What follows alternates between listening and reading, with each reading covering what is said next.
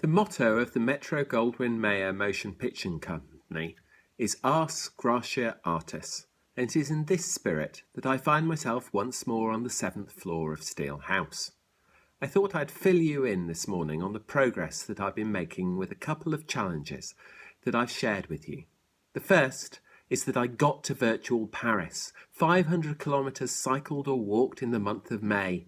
I'm now on my way to virtual Geneva, which will require another 500 kilometres in June.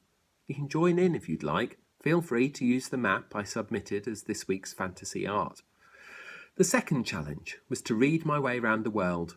I've now got through Dashiell Hammett from North America, Gabriel Garcia Marquez from South America, Kazuo Ishiguro from Asia. That one feels like a bit of a cheat since it's about England. If anyone has a better recommendation, I'd love to hear it.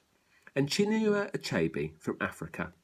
And so now I'm on to Henrique Pontoppidan, whose lucky pair is representing Europe.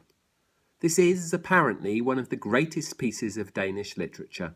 I don't have much to compare it against, my reading of Danish so far being limited to a few pieces of Hans Christian Andersen, who you may have come across in such works of towering genius as The Emperor's New Clothes, The Little Match Girl, or The Little Mermaid.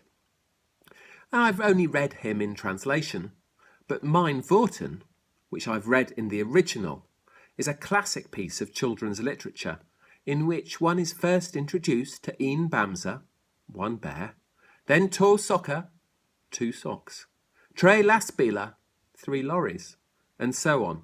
You can imagine the paradigm. Almost Nobel Prize winning, one might say.